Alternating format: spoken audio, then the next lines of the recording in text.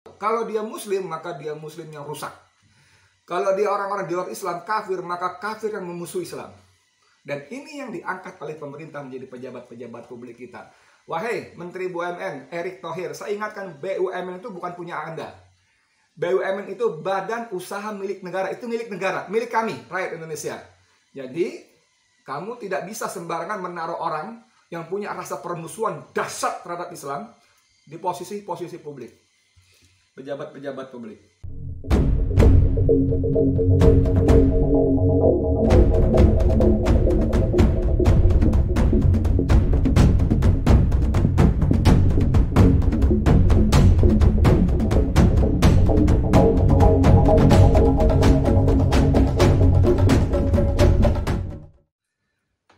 Bismillahirrahmanirrahim. Assalamualaikum warahmatullahi wabarakatuh. Dengan saya lagi Edi Mulyadi dari Forum News Network FNN. Saudara, saya dapat kiriman, sebenarnya beritanya kemarin ya, tapi benar-benar membuat saya gimana ya, marah gitu ya. Ini beritanya judulnya Astaga, pakai tanda seru, pejabat yang gelar kajian online Ramadan dicopot. Komisaris Pelni sebut radikalisme. Nah, ini nih. Coba ya, judulnya. Ini. Ya, saya bacain aja.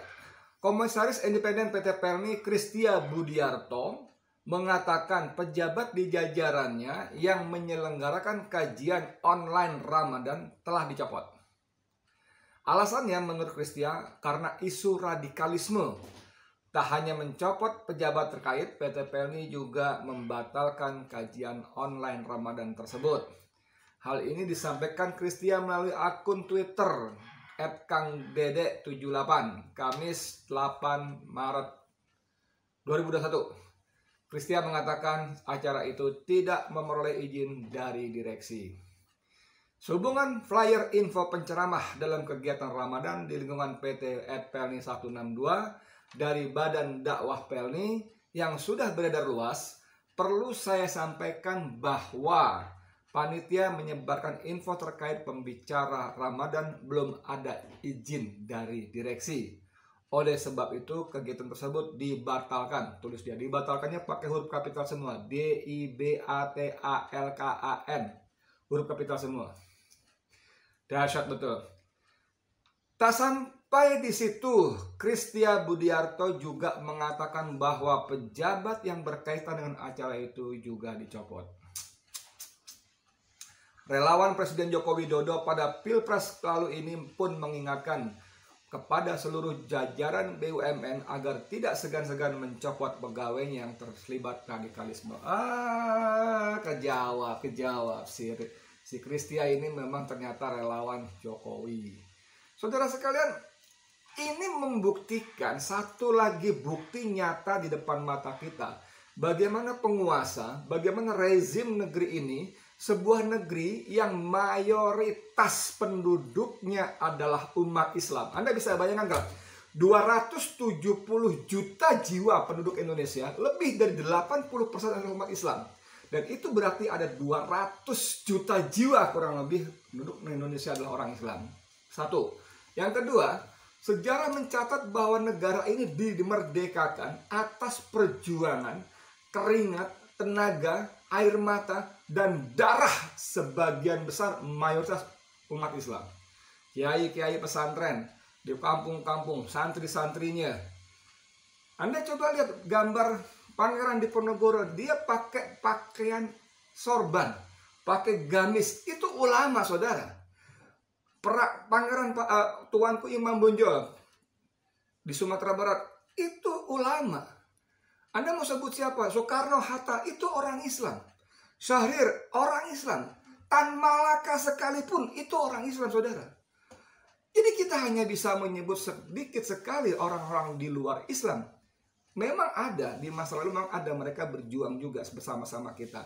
Tapi tentu tidak bisa dipungkiri bahwa mayoritas pejuang itu, pahlawan-pahlawan itu yang dapat tanda jasa, yang tidak dapat tanda jasa, yang dikenal, yang tidak dikenal, yang mayat dan tubuhnya berserakan entah di mana, ratusan ribu orang itu adalah orang-orang Islam. Anda bisa bayangkan nggak sebuah negeri dengan kontribusi Islam yang sangat dahsyat luar biasa itu, lalu agama Islam di negeri ini betul-betul diradikalisasi, saudara, dikriminalisasi. Ini jahat luar biasa. Saya nggak tahu agama apa si Kristia Budiarto ini, agamanya apa nggak tahu. Kalau dia Muslim, maka dia Muslim yang rusak. Kalau dia orang-orang di luar Islam kafir, maka kafir yang memusuhi Islam. Dan ini yang diangkat oleh pemerintah menjadi pejabat-pejabat publik kita. Wahai Menteri BUMN Erick Thohir, saya ingatkan, BUMN itu bukan punya Anda. BUMN itu badan usaha milik negara, itu milik negara, milik kami, rakyat Indonesia. Jadi, kamu tidak bisa sembarangan menaruh orang yang punya rasa permusuhan dahsyat terhadap Islam di posisi-posisi publik. Pejabat-pejabat publik. Ini nggak terbantahkan lagi, saudara. Dahsyat sekali. Apa salahnya? Coba, Anda mau tahu sebut ustadz-ustadz yang dibicara situ. Antaranya Ustadz Firanda. Lalu ada Ustadz Rijal Juliar. Ada Ustadz Syafiq Rizal Basalamah. Bahkan ada pengurus MUI, Kiai Haji Khalil Nafis. Masa itu disebut radikal? Orang-orang ini kemana ketika korupsi bansos? Orang-orang ini kemana ketika negara digerogot oleh para perampok? Apakah mereka berbunyi para perampok, para koruptor itu radikal?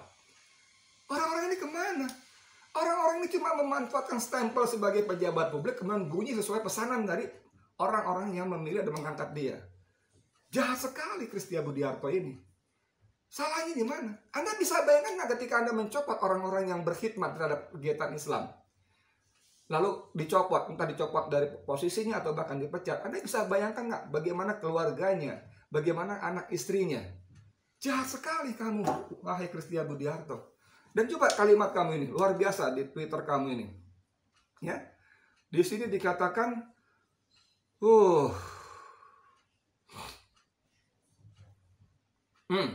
Selain itu, pejabat yang terkait dengan kepanitiaan acara tersebut telah dicopot. Ini pelajaran sekaligus warning kepada seluruh BUMN. Warningnya pakai huruf kapital semua, huruf besar semua.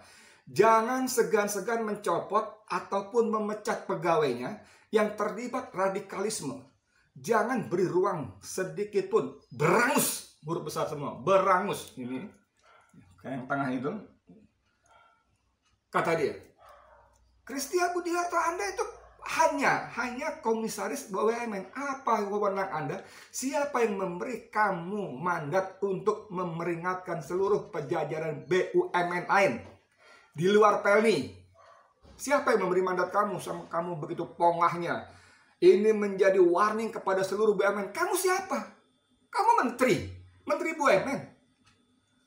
Jangan kebablasan gitu, Kristia Budiarto. Gila.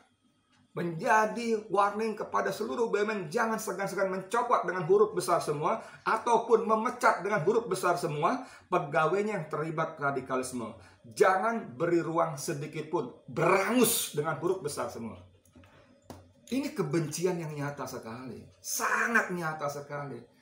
Dosanya apa orang Islam? Kalau orang Islam intoleran, kalau orang Islam negeri ini radikal, tidak ada lagi agama-agama lainnya menjadi minoritas. Tidak ada lagi orang Kristen, tidak ada lagi orang Katolik, tidak ada lagi orang Buddha, Hindu, dan yang lain. Tidak ada. Kenapa? Karena mereka semua pasti sudah dibantai oleh umat Islam yang radikal, yang intoleran yang Anda bilang tadi. Negara ini dibangun dengan darah, tetesan, nyawa, air mata orang Islam. Hei, Kristia Budiarto, semuanya orang-orang yang benci terhadap Islam, yang menjadikan kata radikal, ekstrim, intoleran sebagai senjata pemukul karena Anda sekarang sedang berada di posisi jabatan publik. Gaji yang kamu makan, wahai Kristia Budiarto, itu dibayar oleh Pelni. Pelni itu BUMN. BUMN itu milik negara, milik kami, rakyat Indonesia. Saya tidak rela gaji Anda dibayar untuk memusuhi kami, orang Islam. Hal seperti ini menurut saya harus dihentikan. Ini bagian dari upaya pemerintah mengalihkan isu, membuat isu-isu baru, memproduksi isu baru, memfabrikasi isu baru, agar rakyat lupa, agar rakyat tidak tahu atau teralihkan dari kegagalan penguasa ini mengelola negara dengan benar. Problem kita bukan radikalisme orang Islam, bos. Problem kita adalah korupsi yang gila luar biasa. Dari PDIP, dari partai-partai berkuasa. Korupsi Harun Masiku, Yuliari Batubara, Menteri Sosial yang menjarah bantuan sosial untuk rakyat kecil, untuk uang cilik. Lalu polisi yang memberikan red notice kepada Joko Chandra. Lalu institusi pengadilan sudah tidak adil memberikan hukuman hanya 4,5 tahun kepada Joko Chandra, menuntut 6 tahun kepada Syahganda Nainggolan yang berbeda pendapat dengan penguasa. Ini problem-problem utama kita. Korupsi, ketidakadilan. Korupsi dan ketidakadilan itu problem utama negeri ini, selain soal-soal ekonomi yang membuat Indonesia benar-benar meluncur kepada kubangan yang menjijikan. Karena salah urus. Ini problem kita. Bukan radikalisme, bukan ekstremisme, bukan intoleransi. Yang semua itu kalian tuduhkan kepada kami umat Islam. Kalau Habib Rizik radikal, dia bisa perintahkan ratusan ribu, mungkin jutaan FPI untuk melakukan kekerasan, tindakan-tindakan anarkis. Serentak. Memang tidak semua akan ikut, tapi sebagian biasa akan mengikutinya. Dan itu tidak dilakukan. Tidak ada senjata, tidak ada makar, tidak ada menggulingkan kekuasaan. Tidak ada. Gila bos, gila banget ini. Ini keterlaluan, sangat-sangat keterlaluan. Bu Christia Budiarto ini siapa kok bisa memberi peringatan kepada BUMN lainnya? Dia ini adalah jelas-jelas beritanya ada, dia adalah orang yang relawan Jokowi dan tampaknya dia di situ memang untuk bekerja untuk kepentingan penguasa dengan menjadikan jabatannya sebagai ini dari Ermol ya, Christia Budiarto, buzzer disebutnya, buzzer tim ses Jokowi jadi komisaris PT PLN. Ada nggak? Nanti berikutnya saya kasih. Ya, ini 2 November tahun 2020. Gila bos, jangan begitu. Jadi please penguasa, please deh, ya, jangan benturkan kami dengan kekuasaan. Kami orang Islam cinta damai. Kalau kami berbunyi memberikan kritik karena kami cinta kepada NKRI, kami cinta kepada negara ini, kami tidak ingin kapal besar NKRI ini tenggelam karena salah urus, karena digerogoti para maling koruptor, karena digerogoti oleh hakim, jaksa, polisi yang culas, yang menjual hukum untuk harta, untuk jabatan, untuk segala macamnya. Kami tidak ingin itu terjadi, makanya kami bunyi. Dan itu oleh kalian beri label sebagai radikal, sebagai apalagi teroris dan sebagainya. Ya, orang yang dizalimi itu doanya tidak ada hijab. Christia Budiarto, kamu sadarlah gitu loh. Kapan kita bisa negeri ini bisa berakal waras, benar-benar saling menyayangi. Bom yang kalian tuduhkan dilakukan oleh para teroris itu memang tidak melukai orang Islam, tidak membuat darah tertumpah walaupun mungkin ada, tidak menghancurkan umat Islam memang tidak, tapi bom dan stempel radikalisme itu, teroris itu sudah menghancurkan mental sebagian besar umat Islam sehingga mereka menjadi tidak bangga dengan agamanya.